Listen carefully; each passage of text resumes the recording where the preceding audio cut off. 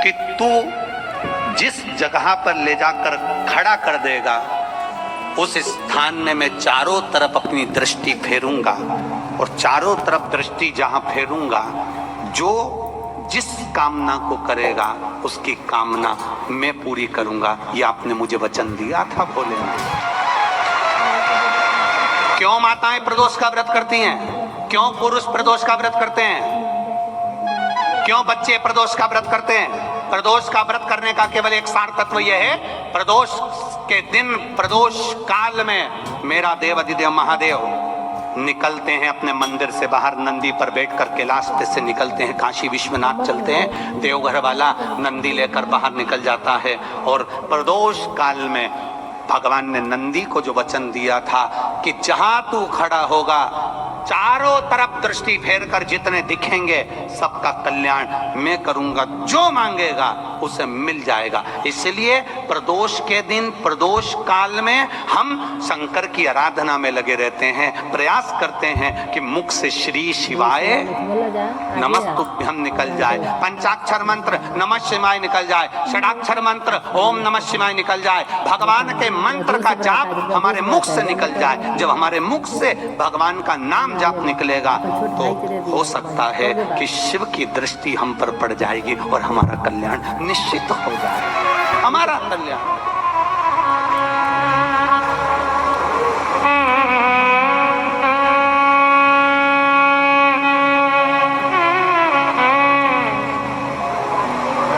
वो कहते ना, वो साधारण नहीं है हमारा। वो बाबा डमरू वाला रे थारी मौज कर देगा। हम जो मांगे वो हमको देने को तैयार है, जो मांगे। इसलिए भाव से, हृदय से शिव को जब हम पुकारते हैं, शिव दौड़कर आता है। प्रदोष के दिन, प्रदोष काल में शिव जी के नाम का स्मरण प्रत्येक को कर लेना चाहिए। और एक नंदीश्वर शिव महापुराण से एक बात सीख कर जाइएगा। अगर आपको लग रहा है कि दुख समाप्ति नहीं हो रहा है, एक बीमारी से उठे दूसरी बीमारी में लग गए, फिर कोई दुख आ गया, फिर कोई दुख आ गया, फिर कोई तकलीफ आ गई, फिर कोई तकलीफ आ गई, बार बार आपको लग रहा है कि दुख पीछा ही नहीं छोड़ रहा। प्रदोष के दिन, प्रदोष काल में 2 जगह दिए लगाना प्रारंभ कर दो। पहला, बेलपत्री के वृक्ष के नीचे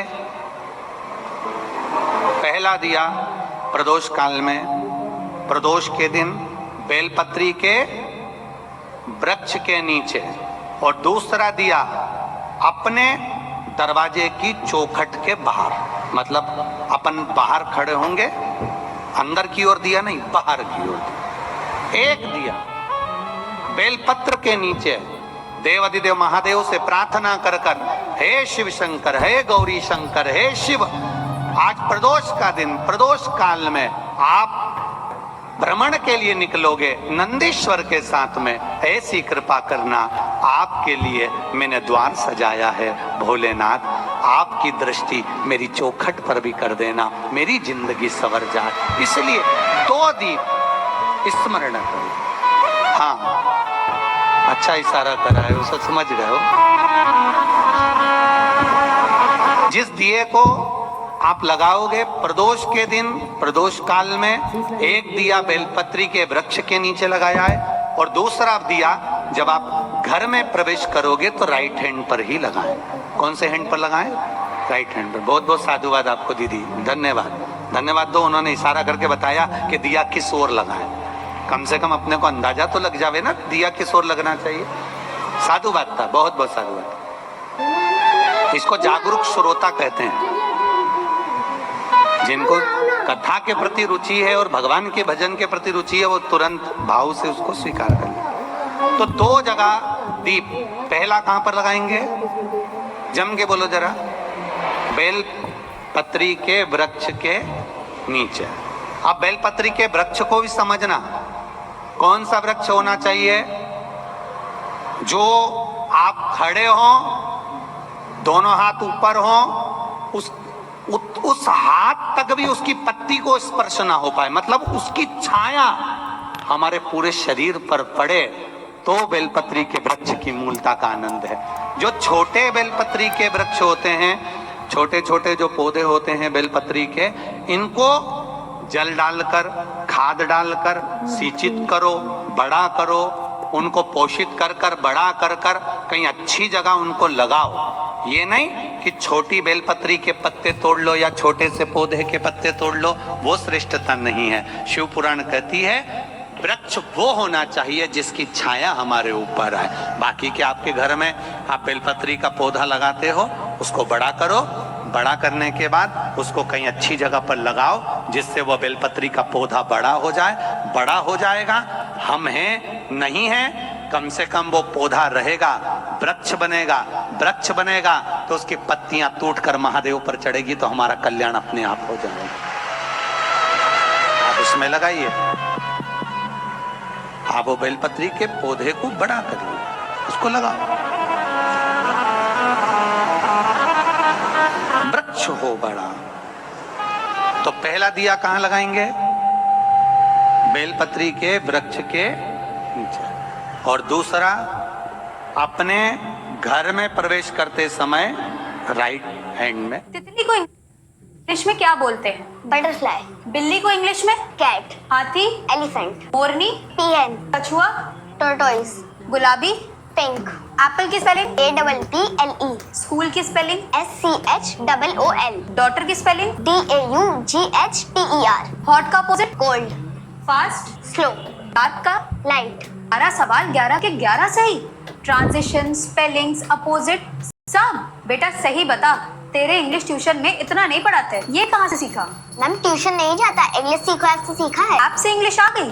मैम इंग्लिश सीखो ऐप में एक्सपर्ट सिंपल वीडियो से सब समझा देते हैं। मैं बस डेली स्कूल के बाद एक्सपर्ट्स के लेसन्स देखता हूँ। मैं दूसरे बच्चों की तरह रील्स चला के टाइम वेस्ट नहीं करता हूँ। पर डॉटर जैसी मुश्किल स्पेलिंग भी याद है तुम्हें? मैम क्योंकि ऐप में वर्ड्स दिखता है, सुनाई देता है और स्क्रीन पे लिखने को मिलता है। 3 तरीके से सीखता हूँ, आँख से, कान से, हाथ से, इसलिए मुश्किल स्पेलिंग्स भी याद रहती है। और कमेलियन, ये तो मुझे भी नहीं आता था। इंग्लिश सीखो ऐप में एनिमल्स का पूरा सेक्शन है। क्रिकेट का एनिमेटेड वीडियो देखा, उसका कलर चेंज होता दिखता है, नीचे कैमेलियन लिखा था। एक बार देखा, कभी नहीं भूला, क्योंकि दिखता है तो याद रहता है। और एक्सपर्ट से लेसन सीखने के बाद प्रैक्टिस कहाँ से करते हो? मैम इसमें एक AI कोच है, 24 घंटे अवेलेबल। कभी मजाक नहीं उड़ाती, मुझे कभी शर्म नहीं आती, इसीलिए उसके सामने प्रैक्टिस करने में मुझे डर भी नहीं लगता। IITians ने बनाई है ये ऐप, 1 रुपए में ट्रायल है। एक सवाल सबको, मगरमच्छ को इंग्लिश में क्या बोलते हैं? क्रोकोडाइल। CROCODILE।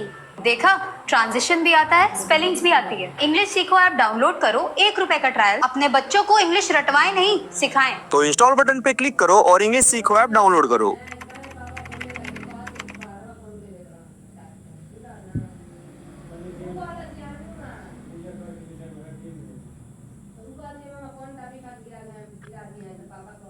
आज मैं पेरेंट्स से बात करना चाहता हूँ। आज की ये जनरेशन स्मार्ट तो बहुत है, इंटेलिजेंट भी बहुत है, पर ये डिस्ट्रैक्टेड भी बहुत ज्यादा है। दिन भर मोबाइल फोन में लगे रहते हैं, दोस्तों के साथ सोशल मीडिया पे एंगेज रहते हैं, पर पढ़ाई में इनका इंटरेस्ट नहीं आ रहा।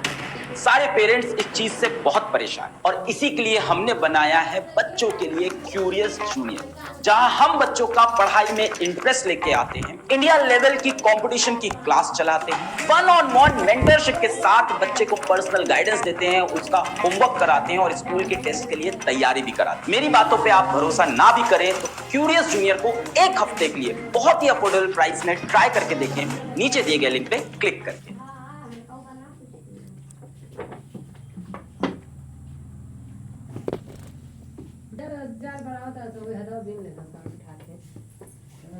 में बाहर शिव तत्व को जानना। कौन से दिन? जम के बोलो जरा। प्रदोष के दिन। कौन से समय? प्रदोष काल, शाम का जो समय हो, शाम का समय, प्रदोष काल का समय भगवान को दीप प्रज्वलित कर दिया। शिव तत्व कह रहा है। नंदी ने शंकर भगवान से कहा, आपने वचन दिया था मेरे को, आप आपने मुझे वचन दिया था, आपने मुझे वचन दिया था भोलेनाथ कि प्रदोष के दिन, प्रदोष काल में नंदी तू मुझे जहां ले जाकर खड़ा कर देगा, उसके आसपास में जहां मेरी दृष्टि पड़ेगी, वो जो मांगेगा महादेव उसकी झोली खुशियों से भर देगा। ये क्यों नहीं बढ़ता? तो तुरंत नंदीश्वर ने कहा, तुरंत बोले बाबा बस आज मेरा मन करता है कि आप यहाँ कुछ देर ठहरो, कुछ देर रुक जाओ, ये मेरा मन करता है। बहुत ध्यान दीजिएगा, अपने स्मरण में रखिएगा। शिव जी को लोटा भर के जल चढ़ाने जाओ, शंकर भगवान को जब एक लोटा जल चढ़ाने के लिए जाओ तो अपने स्मरण में रखिएगा, थोड़ी देर, एक क्षण, एक पल, एक घड़ी नंदीश्वर के पास भले ना बैठो, खड़े हो जाओ, पर एक क्षण के लिए नंदी के पास जरूर ठहरा करो, जिससे वो हमारे मन की बात महादेव तक पहुंचा दे, शिव तक पहुंचा दे। हमारे मन की बात भगवान शिव से कह, हमारे मन। जब अपने मन की बात हम देवाधिदेव महादेव से कहें तो अपने हृदय की बात, अपने चित्त की बात महादेव तक पहुंचाने के लिए मेरा देवाधिदेव, मेरा महादेव, मेरा शंभू तक अपनी बात पहुंचाने के लिए मेरे शंकर भगवान ने अपने नंदी को हमें दे रखा है। ऐसी नंदी की महत्वता है। शिव ने अपनी बात, एक भक्त की बात महादेव तक पहुंचा सकता है नंदी।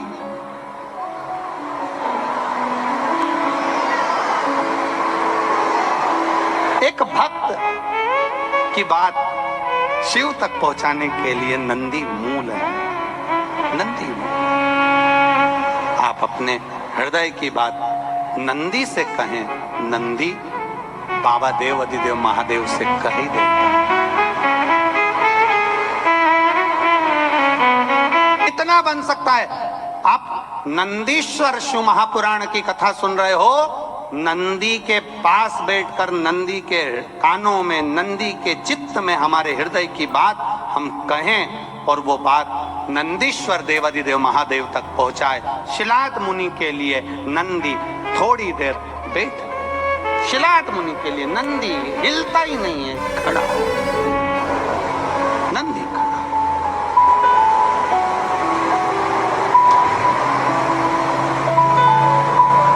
अब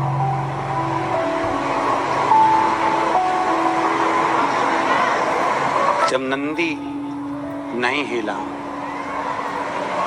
पार्वती जी ने शंकर जी से कहा ये नंदी हिलने वाला नहीं है। अपन नंदी से नीचे उतर जाते हैं। भोलेनाथ पार्वती जी के साथ में नंदी से नीचे उतरे और उतरकर शंकर भगवान ने सबसे पहली दृष्टि शिलाद मुनि पर दे दी। जो शिलाद मुनि पर दी, मिट्टी का ढेला हटा। शिलाद मुनि तुरंत सामने प्रकट होकर कहते हैं, बाबा आपका दर्शन पाने के लिए जिंदगी निकल गई, आज मेरा शरीर पूरा हो जाता, आपने दर्शन दिया है। शंकर भगवान ने कहा, मांग शिलाद, तुझे क्या चाहिए? शिलाद कहते हैं, मेरी शादी नहीं हुई, मैं ब्रह्मचारी, पर मुझे मेरे पूर्वजों को मुक्ति देने के लिए संतान की जरूरत है। शंकर भगवान ने कहा, चिंता मत कर शिलाद मुनि, जब तू भूमि को खोदेगा, खोदने पर एक पुत्र तुझे प्राप्त होगा।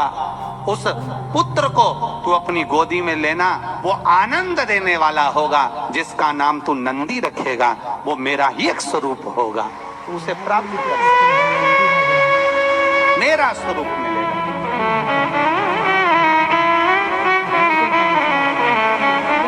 पर भोलेनाथ ने कहा, देने पर अगर पर, किंतु, परंतु, क्या, क्यों, ये शब्द अगर लग जाता है तो टेंशन आ जाता है।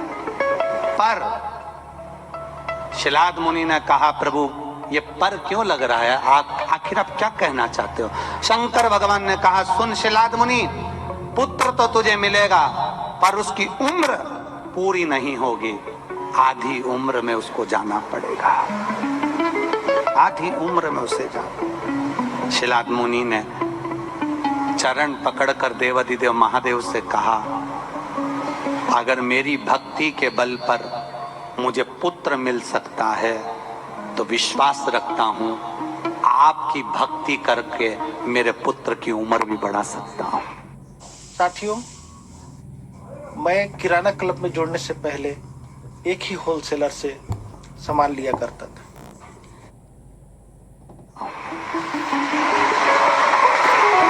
अकाल मृत्यु वो मरे जो काम करे चंडाल का, काल उसका क्या बिगाड़े जो भक्त हो महा काल का। शंकर का उपासक भय नहीं खाता, डरता नहीं है। शिव की भक्ति करने वाला कभी नहीं डरता, शंकर की आराधना करने वाला कभी नहीं डरता, शंकर की उपासना करने वाला नहीं डरता। शंकर की भक्ति करने वाला, अगर कोई उपासना करने वाला है, शिव को एक लोटा जल चढ़ाने वाला है, शंकर का व्रत करने वाला है, शिव की भक्ति करने वाला है, देवघर तक जल चढ़ाने सुल्तानगंज से पैदल जाने वाला है, तो वो दुनिया में कभी नहीं डरता, वो आगे ही बढ़ता चले जाता है, डरता वरता नहीं है। शिव भक्ति में रमो। प्रथम प्रदोष की उत्पत्ति कब और कैसे हुई?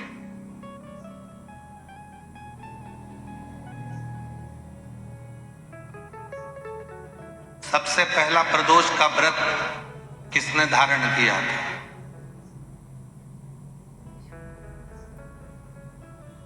कहा जब देवता और असुरों ने मंथन किया और उस मंथन में जो हलाहल विष निकला, और वो विष कोई लेना नहीं चाहता था। ऐसा दुनिया में कोई नहीं है जो बुराई लेगा। अच्छा किया तो मैंने किया, बुरा करा तो इसने किया।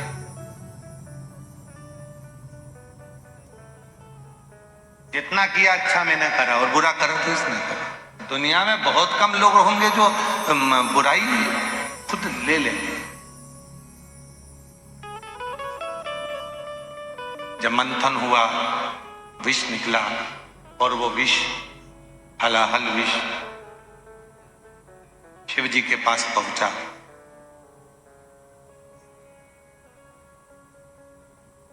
त्रयोदशी का दिन था। बाबा भोलेनाथ जी से देवताओं ने प्रार्थना करी कि यह विष कोई पीने को तैयार नहीं। तब भगवान देवाधिदेव महादेव ने उस विष को हाथ में लिया और मुख से लगाना प्रारंभ ही करा कि मां जगत जननी उस कंठ में जाकर बैठ गई।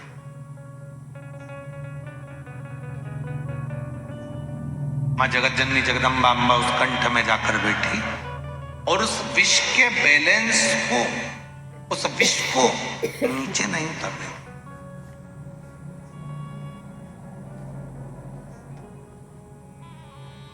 इतना हलाहल विष था कि देवाधिदेव महादेव भी अगर उस विष को पीते तो उनके भी प्राण जा सकते, पर उतरने ही नहीं दिए।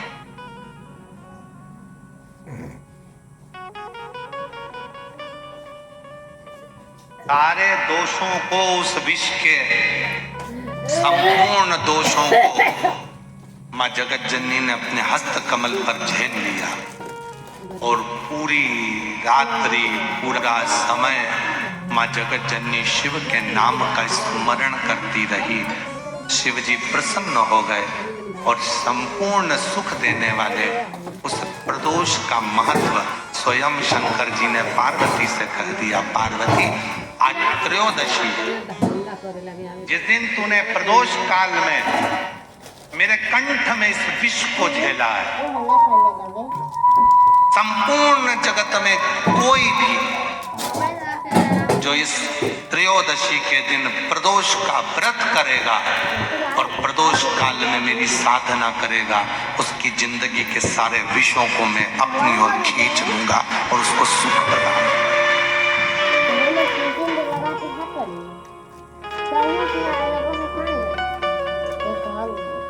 संपूर्ण जगत का विष।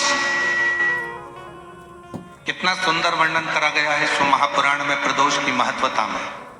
शिव महापुराण में प्रदोष की महत्वता कहते हुए स्वयं वेदव्यास जी वर्णन कर रहे हैं। तुमरुका जी चंचुला देवी से कहते हैं, चंचुला 15 दिन में प्रदोष आती है, हर 15 दिन में प्रदोष आती है।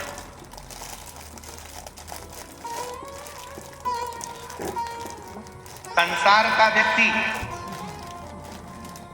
यदि किसी तीर्थ में नहीं जा सकता, संसार का व्यक्ति कोई तीर्थ नहीं जा सकता, संसार का व्यक्ति कोई तीर्थ में जाकर स्नान नहीं कर सकता, संसार का व्यक्ति किसी तीर्थ में जाकर किसी पवित्र नदी का यदि स्नान नहीं कर पाता, तीर्थ नहीं जा पाता या भगवान शंकर का भजन नहीं कर पाता, हर 15 दिन में प्रदोष आती है। यदि एक प्रदोष को भी वो भूल से भी एक बेलपत्र या जल या चावल का दाना अगर शंकर को प्रदोष काल में समर्पित कर देता है या प्रदोष का व्रत कर लेता है तो उसके 15 दिन तक लगातार उसे तीर्थ का फल प्राप्त होता रहता है। चाहे फिर वो मंदिर जाए ना जाए, देवालय जाए ना जाए, शिवालय जाए ना जाए, तीर्थ जाए ना जाए, ये उसके ऊपर निर्भर करता है। पर एक चावल का दाना भी, एक बेलपत्र भी, एक लोटा जल भी यदि प्रदोष काल में प्रदोष के दिन शिव को समर्पित हो जाता है तो उसका फल, और एक दिन तक नहीं मिलता, 15 दिन तक लगातार उस फल को प्राप्त। परमात्मा पर भरोसा करने वाला और प्रदोष का व्रत करने वाला कभी खाली झोली लेकर नहीं जाता, याद रखना। जिसने परमात्मा पर भरोसा करा है और जिसने प्रदोष का व्रत करा है उसको शिवजी ने आज नहीं तो कल, कल नहीं तो परसों दिया। जिसने बाबा पर भरोसा करा, जिसने सोमवार, पशुपतिनाथ ऐसे व्रतों को जो धारण करता है, कोई 16 सोमवार करता है, कोई पशुपति व्रत धारण करता है, कोई प्रदोष व्रत करता है, कोई सोमवार की अष्टमी का व्रत करता है, जो मांगा देगा। थोड़ा देर कर सकता है पर देने में पीछे नहीं है।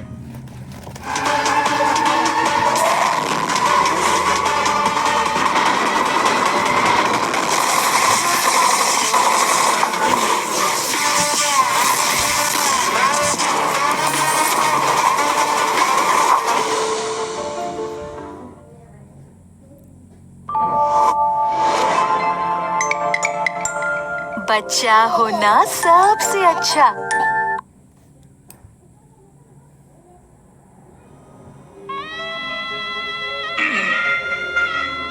देखा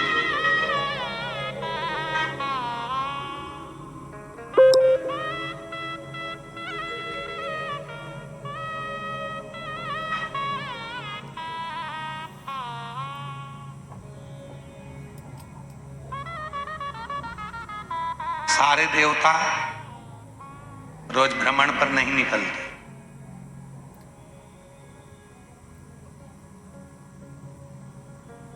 तैतीस कोटि देवता में केवल एक देवता है देवाधिदेव महादेव, जो प्रतिदिन प्रदोष काल में, प्रदोष काल में शाम के समय अपनी अर्धांगिनी मां पार्वती जी के साथ भ्रमण पर निकलते हैं अपने भक्तों का दुख मिटाने के लिए। प्रतिदिन पहले तो मेरा निवेदन है कि प्रदोष को समझें कि प्रदोष का मतलब क्या। संसार का कोई मनुष्य कितने भी दोष कर ले, उसकी जिंदगी के सारे पाप उसने जितने भी करे हों, यदि प्रदोष का दिन है, जिस दिन प्रदोष है उस दिन यदि उसने व्रत धारण करा, केवल एक दिन ऐसा होता है प्रदोष का जिस दिन 33 कोटि देवता और 64 योगनियां भी भगवान शंकर के सामने अपने मन की बात कहने के लिए प्रदोष काल में खड़े होते हैं और शिवजी अपने हाथों से उनके दुख मिटाते मिटाते जाते हैं। वो प्रदोष का व्रत होता है। वो सारे दोषों को जो समाप्त कर, सारे दोष सारी तकलीफ, तुम्हारी जिंदगी के जितने जितने तुम्हारे दोष हैं इस जन्म के उस जन्म के, और जब भगवान शिव से आप निवेदन करते हैं, प्रार्थना करते हैं, उनसे अपने मन का भाव करते हैं, प्रार्थना करते हैं, निवेदन करते हैं, तो शिव उसको स्वीकार करते, स्वीकार। खड़े हैं देवता, भगवान शिव नेत्र बंद करके बैठे, भगवान विष्णु, भगवान ब्रह्मा सब देख रहे हैं, इंद्रदेव पीछे खड़े हैं और पीछे से देख रहे हैं, उनको मालूम है नहीं मिलेगा, नहीं मिलेगा ही नहीं। पर तभी भगवान नारायण ने फिर जमकर हर हर महादेव कहा, ब्रह्मा जी फिर बोले हार हार, और भगवान नारायण ने और भगवान ब्रह्मा ने 3 बार ताली का जो नाद किया, चंड ने भगवान शिव को सूचना दी, सूचना देकर भगवान शंकर के नेत्र खुल गए, और शिव जी के जैसे ही नेत्र खुले, बाबा ओघड़दानी ने, भगवान शंकर ने नेत्र खोलते ही सामने खड़े हुए भगवान विष्णु को, भगवान ब्रह्मा जी को, देवताओं को देखा और पूछा कि आप यहाँ पधारे, मुझे आज्ञा करते मैं आ जाता, आप मुझे करते, आप मुझे बोलते तो मैं पहुंच जाता, आप आए मुझे तो बुला, मैं पहुंचता आपके दरवाजे पे।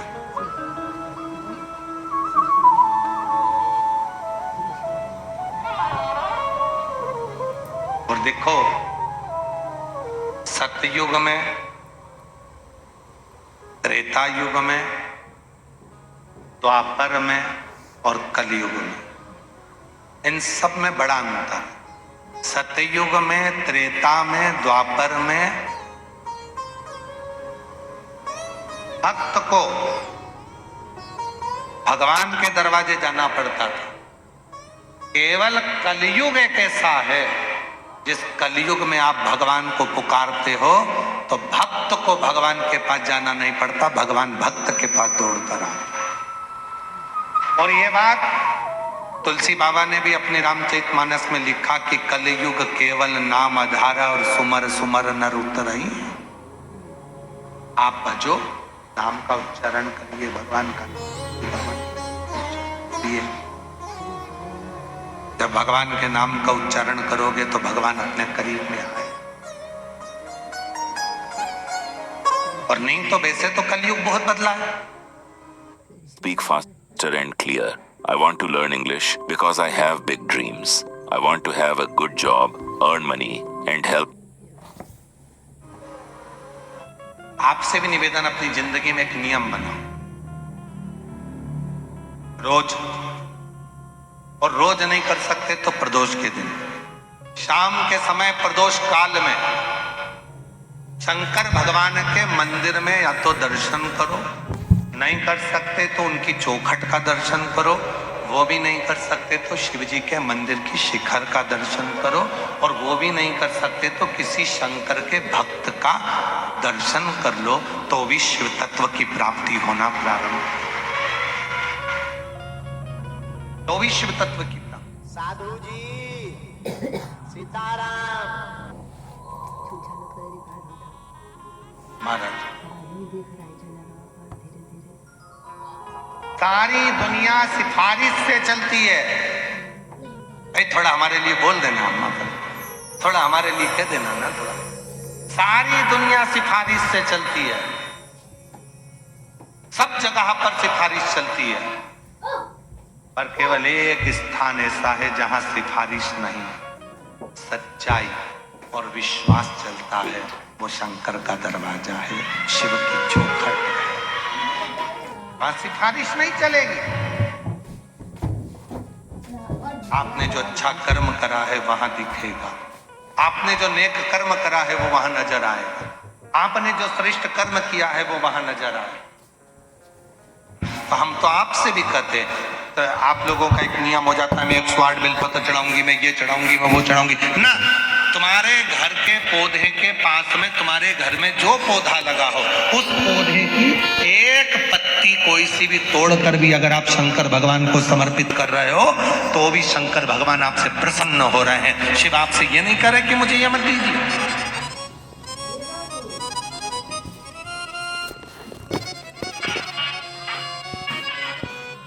भगवान शिव ये नहीं देख के रहे कि मुझे ये दीजिए। और हमने पहले भी कहा, आज फिर कहते, यदि थायराइड जैसी बीमारी है, लीवर किडनी काम करना बंद कर दिया है, या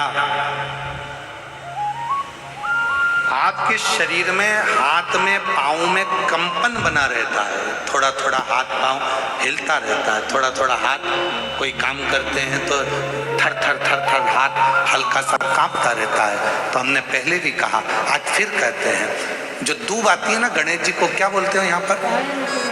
जम के बोलो। दुर्बा बोलते हैं, दुर्ब बोलते हैं। दुर्बा जो आती है, 5 दुर्बा प्रदोष के दिन एकांतेश्वर महादेव के नाम से भगवान शंकर के मंदिर में चढ़ाइए।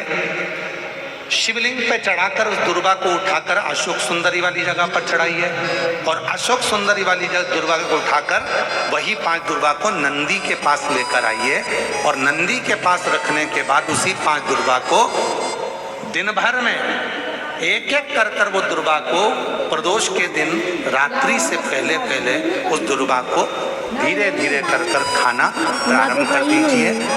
डॉक्टर का इलाज भी करवाते रहो, जांचें भी करवाते रहो, दवाई भी खाते रहो, और साथ में उस दुर्बा का प्रयोग करना प्रारंभ कर दो, तो धीरे धीरे हाथ में, पैर में जो कंपन होता है वो कंपन अपने आप मिटना प्रारंभ हो जाएगा। लीवर, किडनी, थायराइड जैसी बीमारियां धीरे धीरे ठीक होना प्रारंभ हो जाएगी, किडनी काम करना प्रारंभ कर जाएगी। वो दुर्बा में इतना असर है। कौन से महादेव? जम के बोलो जरा। एकांतेश्वर महादेव।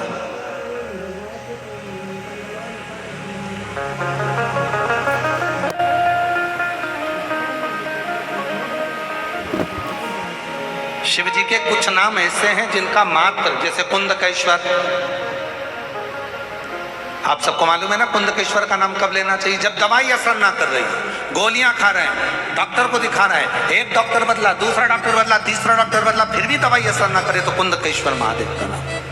डॉक्टर को दिखाते रहो, गोलियां खाओ, दवाइयां खाओ, जांच कराओ, क्योंकि डॉक्टर शिव का रूप है, पर उसके साथ में जो दवाई डॉक्टर दे रहा है और वो शरीर में ना लगे तो कुंदकेश्वर महादेव का नाम, उसको फिर खाओ। हमने पहले भी कथा में 2 दीप का वर्णन किया, आज फिर कथा में 2 दीप का वर्णन कर।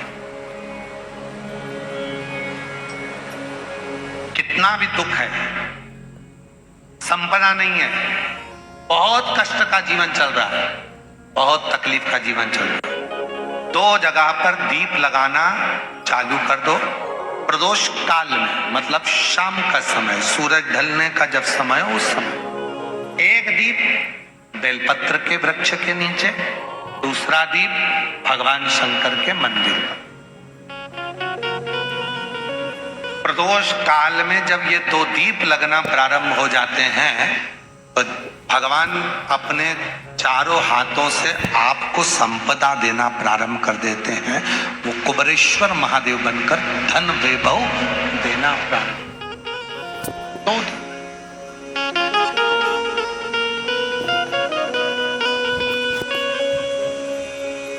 और दोनों दीप फूल बत्ती के होना चाहिए, लंबी बत्ती के नहीं। एक लंबी बत्ती होती है, एक गोल बत्ती होती है, फूल बत्ती, दोनों दीप फूल बत्ती, दोनों। मां सती ने जब भगवान शंकर के लिए आराधना साधना करी थी और भगवान भोलेनाथ जी से वर प्राप्त करा था, तो माता सती ने भी ये साधना ऐसे ही करी और माता सती को शिव मिले थे।